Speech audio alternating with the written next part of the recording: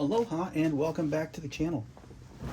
So really quickly, I want to do a video to answer a couple questions I've been getting. Well, the biggest question is cost and setup.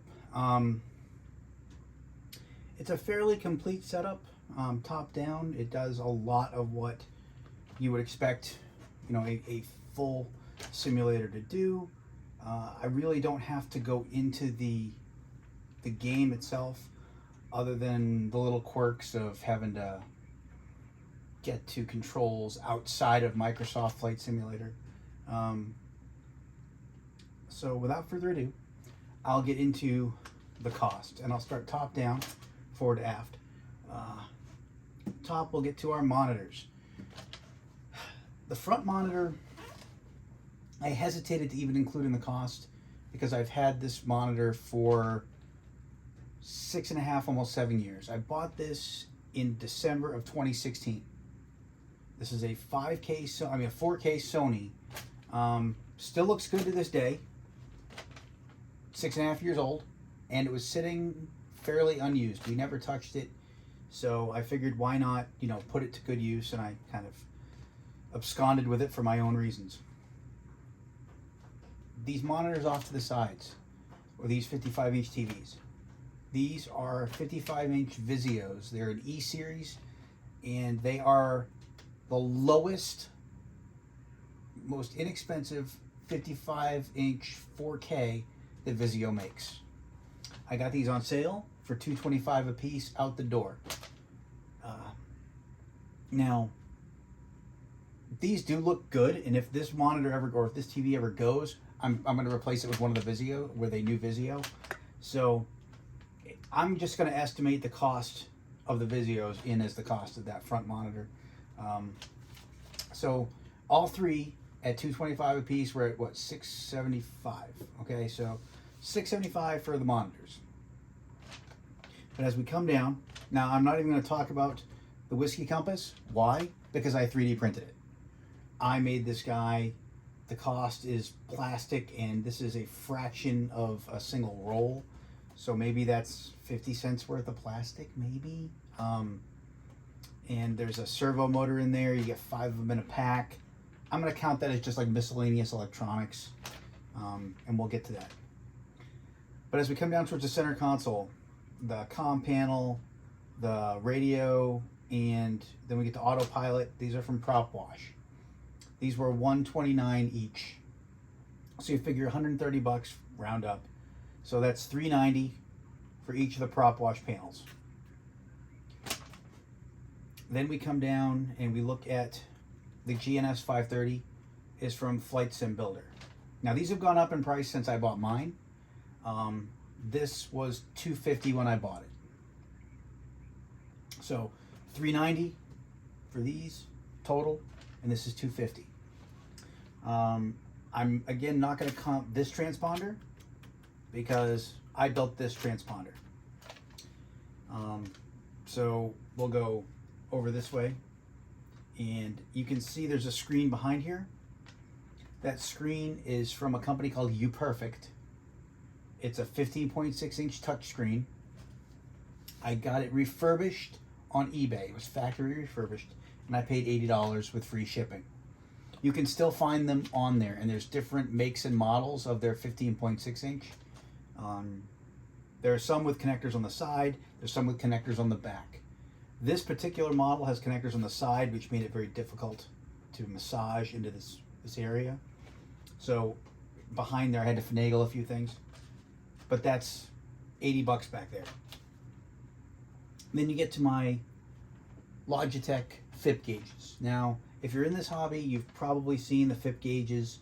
Originally, they were made by Cytec years and years ago. Cytec was bought out by Logitech. And these gauges can run all sorts of other gauges. There's just all sorts of software you can run on here. I'm using SPAD Next. I think I paid $20 for SPAD Next as payware. And then I paid another $20 for the for the Garmin G5 software. Not per, but just as a total. I have a license, I can use it wherever I want. So I'm counting this as just 260 right there. And then again, we're talking gauges on this side that I built, so you really can't count those. And as we come down here, you can see I've got a Honeycomb Alpha. Now my Honeycomb Alpha, it was $225 on sale. I don't know if I'm trying to remember where I bought that, like 2 or 3 years ago. Like right when it first came out, I bought this one. I have a newer one upstairs on the other cockpit because I love the Honeycomb Alpha. I do. I like the Bravo. I love the Alpha. But $225 here. Now down here where you can't see it, way underneath, is the my switch panel, which actually has your ignition, for your magnetos, and it also has your master, your avionics, fuel pump, all the main stuff you really need to fire up the aircraft. That's from Aviation Training Foundation. I bought that at $199. On their website, I saw it for $220, but Aviation Training Foundation also has an eBay site, and on eBay from them it was cheaper with free shipping. I don't know why it was the way it was when I found it, but I went with the cheaper option, which was via eBay. And it was brand new from Aviation Training Foundation, so it wasn't secondhand.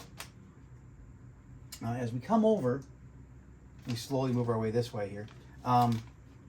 You can see I have some knobs here. I 3D printed those knobs. Again, miscellaneous plastic.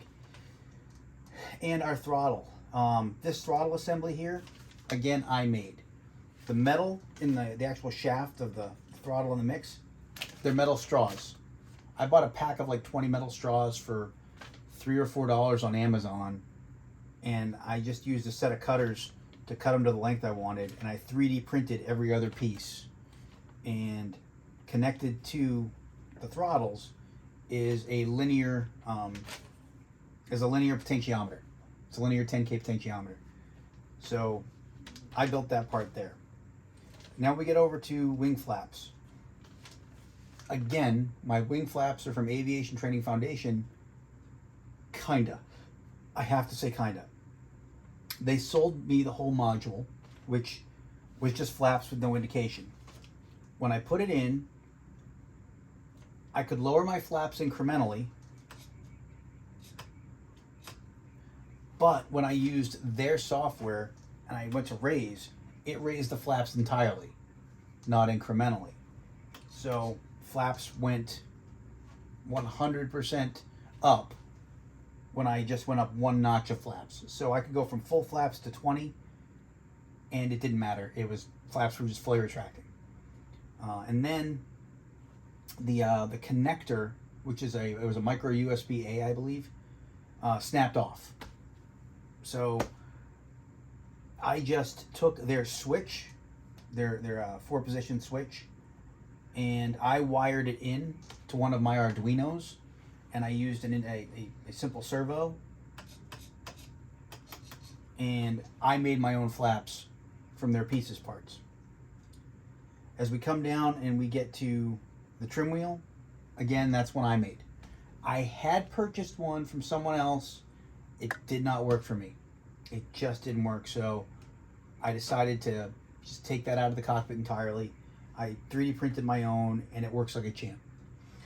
One problem I had with my trim wheel was it was very wobbly, because there's some space here, and the plastic on the inside, there was also gaps on either side.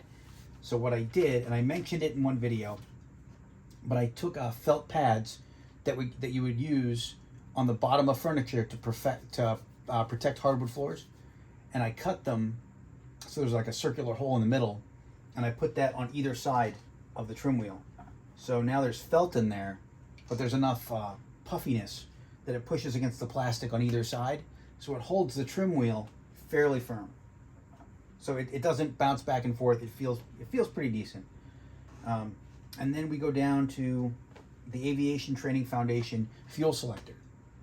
The tank selector on a Cessna, left, both, right, and fuel cutoff. That was $130. But I could never get it to work the way I wanted it to. The fuel selector part worked fine. The fuel cutoff would not work. I spent a day on just the fuel cutoff switch alone.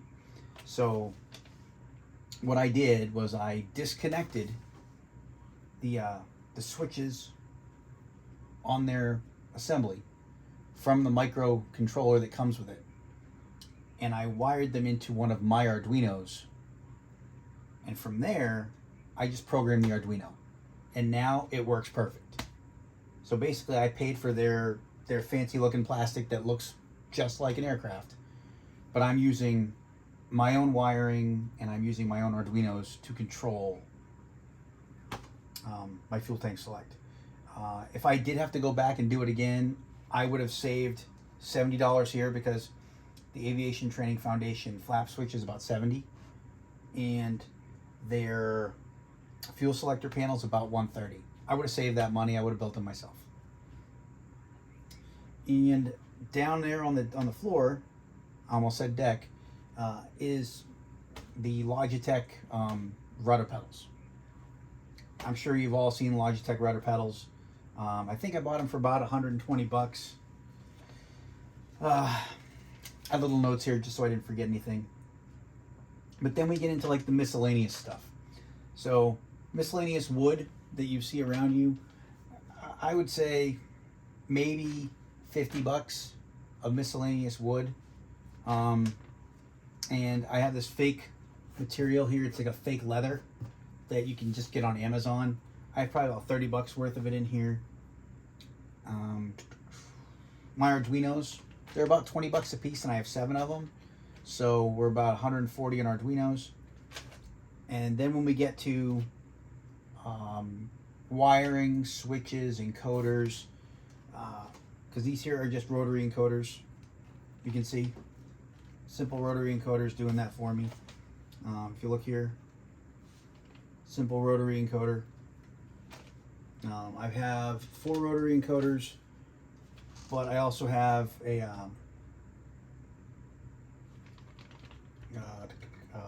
servo.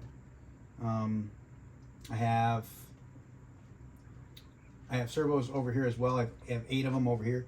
So roughly, I have spent maybe $30 on electronics and random wiring. That's hard to quantify because I already owned a lot of this stuff. Excuse me, this is a servo up here. But I already owned a lot of this stuff. So it's hard to throw in the cost of stuff you already own. But I wanted to do that to be fair, so people understood roughly what this would all cost. And just putting it all together, it just takes nothing but time and a lot of patience, because I guarantee you things will not work right the first time you do them. There was a lot of patience involved here, I'll tell you what. Now, sum total, including all my monitors, including the plastic and everything else, comes out to $26.50 as the total. That doesn't include the computer. Okay, so my computer was a separate purchase, and I'm sure most people out there already have a computer. If you're thinking about building something like this, or maybe you're going to build a purpose-built machine, but the cockpit just without the computer was $26.50. Now, if you add in the cost of the PC, I tried to price out building a PC, and unfortunately at the time was when video cards were just starting to come back down in price. And for me to build the PC I have would have run me about $3,500, which I did not want to spend. So I went to CyberPower PC, and they had a sale on some components and a few other things. And I was like, buy X amount, buy 16 gig of DDR5 memory, get 16 gig free, buy a 500 gig SD hard drive, will bump you up to 1 terabyte for free. I kind of got lucky on the PC, and the PC came in at roughly $2,700. And I actually paid for a little bit of extra packing on the shipping and everything. So it was roughly $2,700 total. But my PC is a 13900K 32 gigabytes of DDR5. It's got a 4080 NVIDIA card. It's water cooled. It's got a 1,000-watt hard drive. 1,000-watt power supply. Excuse me. It's a very robust PC, and it's gonna run a lot of what I want to run.